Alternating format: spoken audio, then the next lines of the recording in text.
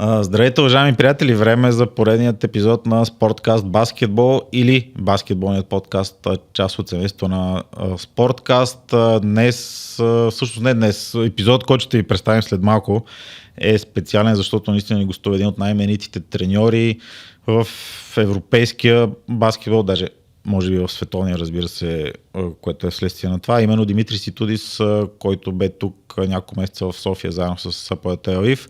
Успяхме да разговаряме с него буквално 2 дни преди матчът с Вилорбан, който бе и поне за сега последен на българска земя.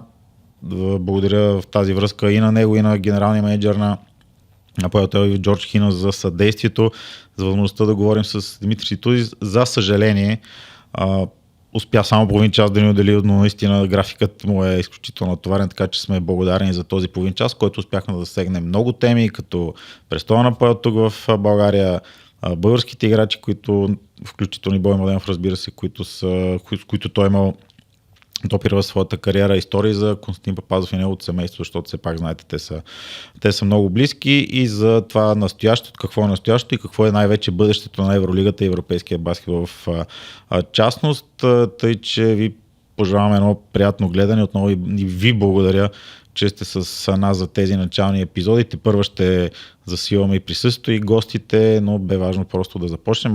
И когато Димитрис Итудис ни е на гости, нямаше как да го пропуснем, и съм му благодарен за това, че отдели от времето си, макар и само 30 минути, защото имаше и други теми, които да обсъдим, но се надявам дори тези 30 минути да са ви достатъчно интересни и да ви заинтригуват за това, което казва. Отново в тази връзка искам да благодаря на Flat Manager, най-голямата платформа за отдаване на краткосрочни и дългосрочни найми на апартаменти в България, разбира се на bgbasket.com, че помагат този подкаст да се осъществява.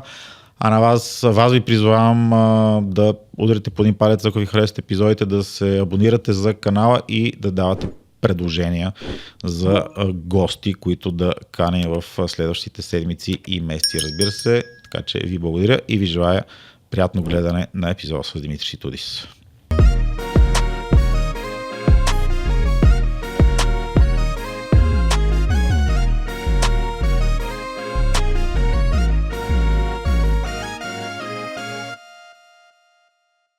Coach, first of all, really appreciate. Thank you for taking from your busy schedule some time to do this conversation.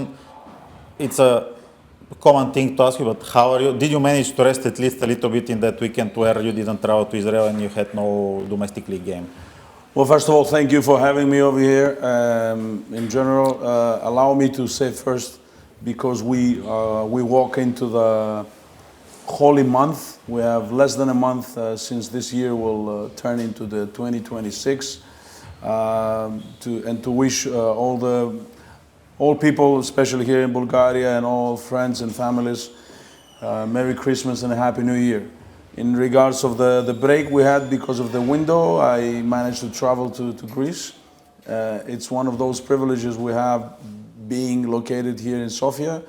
Just 3 hours to Thessaloniki, and I have met some friends, and it was nice. But coach never stops thinking and solving problems. Okay, tell me about the current season. It's been 13 rounds in the EuroLeague. 13 rounds, you're top of the standings together with 2 other teams. Are you happy with what you've reached so far in the season? Not just the results, but the way the team has developed from when you started day one, with missing 7 players, I think, who were at the European Championship, and how you see the team now? Well, allow me to say this, that it looks like this break, it was welcome for many reasons, because in comparison with other teams, we don't have the same routine, because we're living in the plane. Our games are always on the road. Even though we feel very common over here and very happy in Sofia, still we have to travel to Tel Aviv, play local games, then travel abroad to play EuroLeague, then coming again back to Sofia and play games, and then again to Tel Aviv. And our routine is even more loaded in terms of flying all the time. So that was very, very well needed, the break. So for sure we're happy with the progress of the team.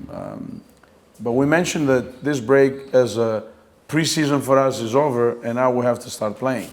In terms of, don't get me wrong, we get to know each other a little bit more, and those first 2 months it was to get to know a little bit the power part of the team, where's the potential at, what are the things we have to work more, communication, chemistry, understanding, timeouts, flow of the game, toughness, witness a little bit how brutal is the EuroLeague, and to become a better team. I think we're in a good way. What we have seen so far is promising. Let's put it that way. Obviously, we're happy with the results and the fact that we're now among other two teams in the playoff spots. But we know that this is a marathon, so still is a lot of things to come. We haven't finished the first round, so. But I'm looking on the optimistic thing, and I'm saying that it's promising what we're seeing so far, and we go game by game. We go one game at a time. Let me take you back to this summer. How challenging it was to assemble such a good roster. I mean, with so many players. I'm sure the transfer market was quite challenging for you based on what was happening in Israel, of course. So I believe some players had some doubts deciding to join Hapoel Tel Aviv. Exactly. From the start, Hapoel Tel Aviv, and also I guess other teams from Israel, they have had different circumstances to handle, and a different conversation was going on, and we knew that we have to be fast, and thank God and thanks to our owners, Mr. Yanai, Mr. Ra'anan, and Mr. Malka. We got into the conversation and to the negotiation with players early.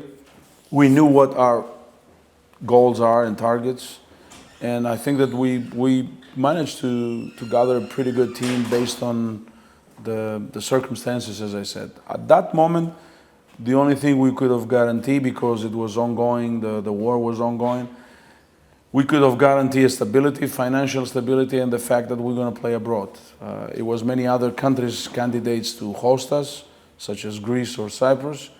We ended in Sofia. We're happy. Let's don't forget that last year we finished as a Euro Cup winners, and we played it also in Samokov. So we were in Bulgarian territory. So there are many things that made us decide Sofia, and we never regret. Tell me about last year also in Samokov. I remember I was there at all games. I remember the quarterfinal, I think, was the first time that the gym was completely full. Looked like nice. Yeah, very red. It was very nice. Okay, I don't like the red color. I'm Levski. I'm Levski fan. So Levski fans, they don't like red color? Yeah. So you want to tell me that all Levski fans, they don't have, all the girls, all the guys, the boys, they never wear red away? My kid, I'm trying not to buy him nothing red, okay. But his grandfather... So you're that strict? Yeah, his grandfather from the mother side is ЦСКА fan, so he's buying from time to time. But anyway, it was the first time that some fans were traveling, but they were like 20, 30, 50. But the gym in Samokov was full 3 times actually. Yeah. Did you feel at that time, regardless of whether you never knew that you were going to win the Euro Cup, but did you feel that your decision to join Hapoel, because you were EuroLeague coach for many, many years, and suddenly you came to the Euro Cup, your decision to join Hapoel was the correct one? Also seeing how much those people love the team and traveled and paid a lot of money to be here. Well, let's put it that way. In life, you need challenges, and you need to stay focused on what your needs are, what your goals are, and everything. So, on the moment that Ofri and I approached me, and he starts thinking about bringing me in and everything, it was a process, but he convinced me about his vision and what he wants to achieve with Hapoel Tel Aviv, the fan base. That's why he flew me over to watch the finals played against Maccabi in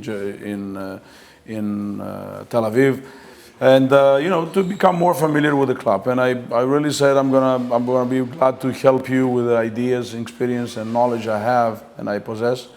And the fact that Steph was over there appointed as a head coach, it was easier for me to have a communication and understanding from within what's the situation. When we joined, we knew that it's going to be a tough thing. I dove really deep into the analysis of Eurocup teams because, as you said, it's different being a EuroLeague coach, and then you pretty much the ecosystem and the players are playing are more familiar to me. But in Eurocup, there are so many newcomers, new teams, and new coaches with new ideas and everything. So I had to really dive into analysis of many teams, and the assistant coaches, they helped me a lot. And the transition was smoothly because of Steph and George Hinas, that they were around and they knew the club and everybody. And I just figured out in those 3 games that you said about being full gym, but also in Tel Aviv, playing against Jerusalem, playing against Maccabi, the passion from the fans, the commitment that they had, and the desire to see their club winning trophies. Given that you are in Bulgaria still, in those months that you are living here, because last season you were traveling, how did you embrace living in Sofia? Also the players, them knowing that they have to travel also a lot, like as you said, going to games, basically living in the plane. Well, I'll say that I'm easy to make adjustments because what I'm always doing is I respect the country I'm living at. I'm trying to get into to know a little bit about the culture, about the habits, about the understanding. The easiest part for me was because, a long-time friend, Titi Papazov, is from Sofia, and his family. We're also related because we baptized his one son, and the other was baptized by Željko. So we're pretty much family. So and it was easier for me, the transition, and for my family, for my wife and for my daughter. On the other hand, the people that they took over this project as Nicky Rashkov and his company, it made it easier because he's really high professional on what he's doing, and he's another passion person on bringing results in a short term. So I think that the collaboration he have had with Hapoel Tel Aviv management and George Hinas, it went smoothly. So we found apartments, cars, the restaurants and everything. So Sofia became familiar to us, a home. Now we're in the dates that already has been decided to come back to Tel Aviv, and that's welcome. Let's understand that that's the natural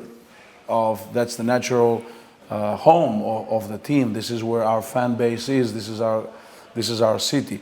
But believe me, I feel gratitude, and I'm very pleased staying here for 3 months, more than 3 months actually, also adding the preseason and everything, and the fact that last year we've been in Samokov and in Borovets, which are great destination, by the way, for skiing and winter or also summer vacations. It depends what you want.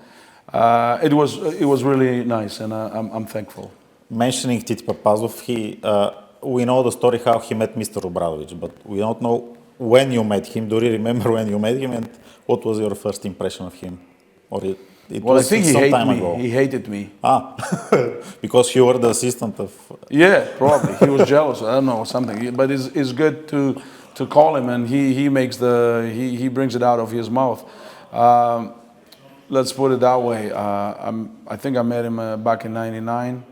Already? Yeah, like 99, 2000, my first season with Željko. Because late Dusan Ivkovic had connected all of us.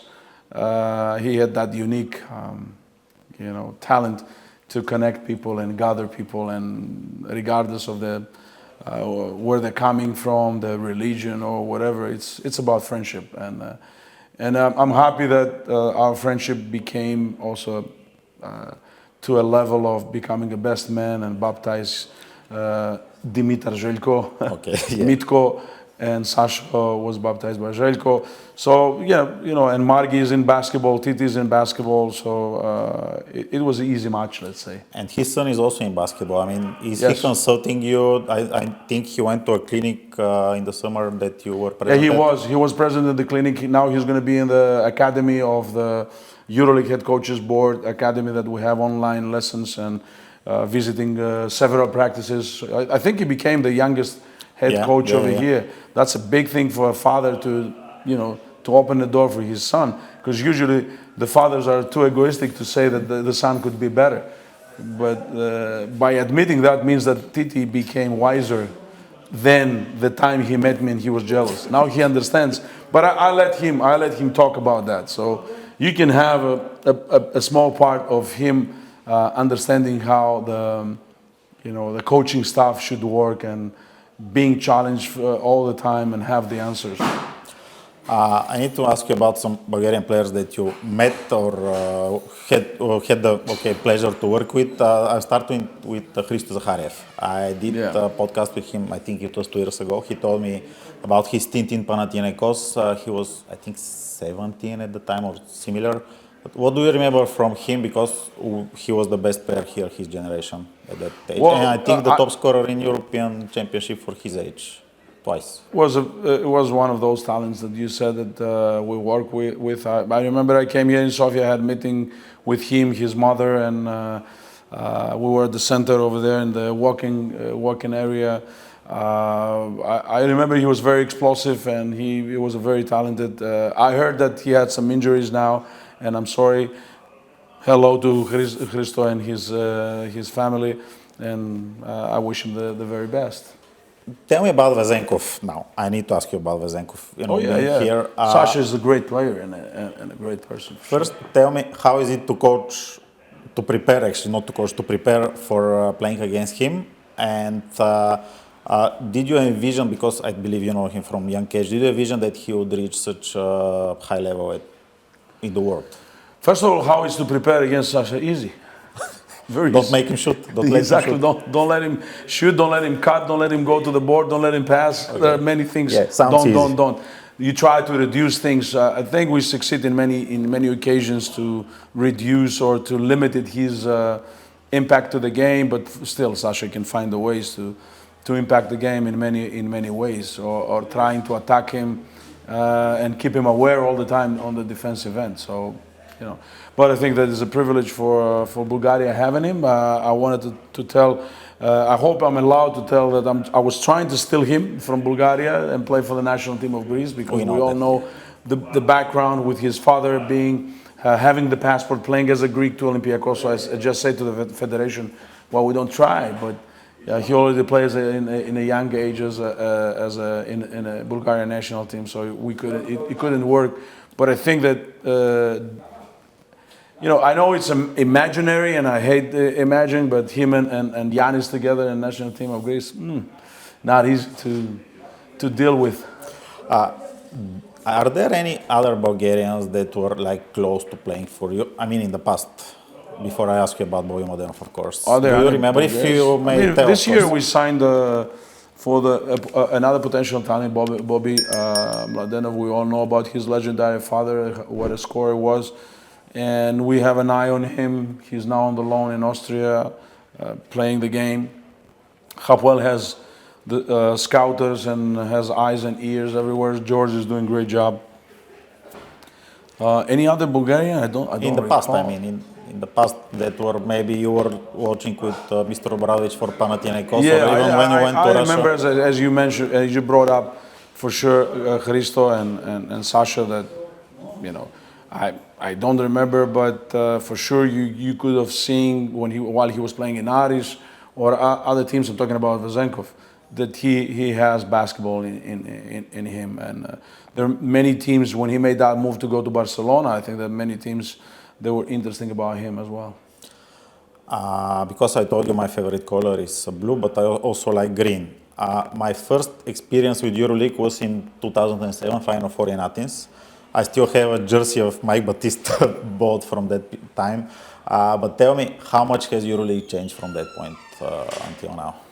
I think it changed a lot. It changed the loading, it changed the number of the teams, it changed the professionalism, the approach towards the game, the travel, the loading. And I think we are mature enough. You're talking about 2007, and now we're moving into 2026. So it's pretty much like almost 20 years from then that we are mature enough to get into the league of 30 or league of 24 and two groups and to have more games, because this is what fans they like. But at the same time, representing the coaches, I want to say that you see how many changes of the coaches we have. You know, the game becomes even more brutal. I agree that every game matters, but every coach matters as well as also every player matters, because we have also injuries and everything. So I believe that the ownership and the owners and whoever appoints the coaches is really, I said that many times, is really weird when you appoint somebody to run with him 3 years and you let him loose, or you open the door, the exit door after a month. Like, what was your scouting, where you were hitting at? You gave him 3 years and then you let him go after 1 month or 2 months of work. I think we're mature enough to get into the point that we will let people and coaches that they're going through many obstacles and playing domestic league and playing EuroLeague and having always obligations and injuries and everything. You know, I think we need to let them work. I was going to ask you about it, about the future of EuroLeague. I read, I think, a statement from Mr. Mutia Yunus that we are soon going probably to have 24 teams, as you mentioned, 30 maybe one day. But is this the best future for the EuroLeague, to conferences, like less games in EuroLeague, eventually less games in domestic Well, leagues? I think we sat down and we talk a lot about if we move to 22 and more teams, then we have to go to the two conferences. On the other hand, we need to sit down on this upcoming summer, and we're already ongoing discussions representing the union of head coaches and also talking with the union of players and the union of referees. We try to find the best solution, and I think we modified the system, and adding the play-in, it gave a different dimension into the competition. I think we need to sit down and see the percentage of the teams that are moving forward. I made this comparison with NBA several times. In NBA, we have 30 teams, and 16 are moving further. If we add also the play-in, there are 20 out of 30, which the percentage is above 67%, or almost it reaches the 70% of teams that they're moving forward into the post-season. On the contrary, over here, we did not approach that really prepared for what it comes, because from 16 teams, we went to 18 teams. From 16 teams, that 8 that were qualified in, which is 50%, which is okay, acceptable, let's say, because 16 out of 30 in NBA, it's over 50%. But it was acceptable, let's say. We moved to 18 teams, and still we have had 8 teams qualified. We dropped down below the 50% of the teams that they can qualify. Now, after that, we sit down, we make a proposal as a union of head coaches, and thank God it was accepted. So we move into the 10 teams that they can move to the postseason, at least fighting for 2 more games to see if they can reach the playoffs, given another chance, let's say, make it even more dramatic or more fair. And now we move to 20. Again, 8 teams are qualified, or 10 out of 20. You know, I think we have to think about a different system. We have a couple of proposals to do. But it is the future, I'm sorry, for the EuroLeague to have two groups and to divide the loading. But again, playing with the other group as well. You mentioned NBA, the project about NBA Europe. Of course, having in mind that we don't know much about it yet, but how do you envision it to find eventually its place in Europe? Well, for me, the best solution will be to have a united league. So for me as well. For me, like FIBA and EuroLeague, if they come together, we're going to have these 30 teams, which is my vision and my dream. So if we're going to manage to have 30 teams, that means that we will have a wider representation from countries, more teams being involved, and you know, that's my vision. But we need to sit down and see how this can work with the local leagues as well. At the same time, we do not need to put it on the second hand, let's put it that way. We need to pay attention also for the local leagues and everything. But I think there is a lot of potential out there if we sit down on the same table to bring ideas and to, you know, maybe exchange ideas, maybe disagree, bring ideas and answers. Potentially, we may find a solution. If we have the same start, which is the have a better basketball, more competing basketball, more competitiveness, competitions and everything, fans will like it more, so we'll lift the level of competition. We need to see it also from the side and from the perspective of the owners as well. They invest money that they actually lose money, most of them, and I don't know how much this can be sustainable. So at one level, we need to give basketball as a sport and as an event, since it's being televised and it attracts the audience on TV or live, a different dimension, more incomes. I'm changing completely the topic, and I have a hard question for you. Is there a player that changed you more than you changed him? Difficult question. Well, yeah, very interesting though. I don't know if it's a difficult. I want to say to you that I feel privileged because on the last Final Four in Dubai, actually in Abu Dhabi, they've been awarded. I was invited. I couldn't go because I had an obligations with playoffs with Hapoel Tel Aviv. I was invited there for the 25 years anniversary, and 25 players they've been awarded from EuroLeague for their contribution and their achievements. From these 25 players, I have worked with 12 or 13 of them. So that's a huge privilege to, and at the same time, I have a good connection with all those guys, and I learn from them, and I hope I put some fond memories at the end of the day for them and their families, because we have won games, lost games. We created a good bond, so that's something that will remain throughout the years. You have been on top of European coaching, basketball coaching for more than 20 years now. First as an assistant. Okay. Sorry.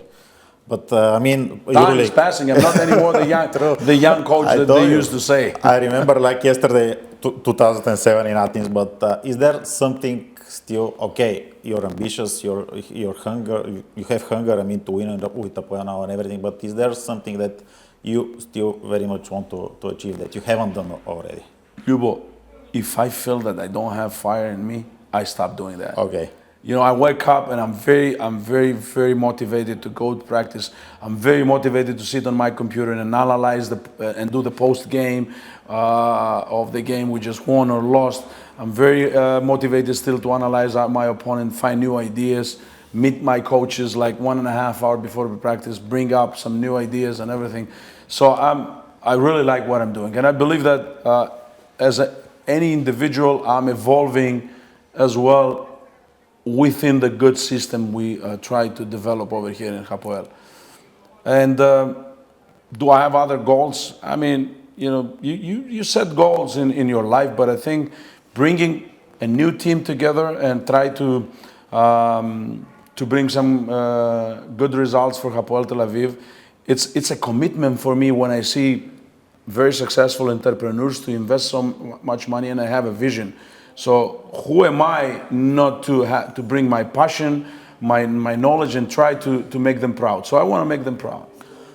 I think Titi will send this to Mr. Obradovic, so I need to ask you about at least one question about him. Titi's going to send this interview? I think so. You think so? Is there a conversation? I don't think so. Jelko has time to watch these interviews. Okay, maybe he would like to distract him now, given the situation. But is there any conversation with Mr. Obradovic that you never forget? One. Yeah, many. Many. Okay. Many. There is one that I never said out there, but I'm going to keep it deeply in my inside. We talked with Jelko about that. Let's put it that way. It was 2002 back, and it was our second title with Panathinaikos, European title, the EuroLeague in Bologna. Okay, stop. Final one. I have a tradition with my guests to ask them whether it's a coach or a player to name his best starting five. You as a coach, 5 players that you would like to mention as the not best. Now it's five. On me to come, because this question comes from your colleagues, and I don't hate it. But why we don't give me the opportunity to say basketball has we dressed up 12 players. Yeah. And each of them is important. Why we don't mention the best 12? Why the best 5? So you make it that, okay, make that the important. starting 5 and the other. And let's talk about the 5 that they end the game. Okay. And the 2 that they get here and there, and they still 2 balls. So maybe 12. Maybe you have to change your approach on now name instead of 5, the best 5, the best 12. Usually people have hard time giving me 5 players because it's too many, as you said, and they cannot choose. Some will get offended, some not. But if I start, definitely. Like who I have to remember: Bodiroga, Rebracha, Diamantidis, Spanoulis, Alvertis, Teodosic, De Colo, Karl Heinz, Slukas.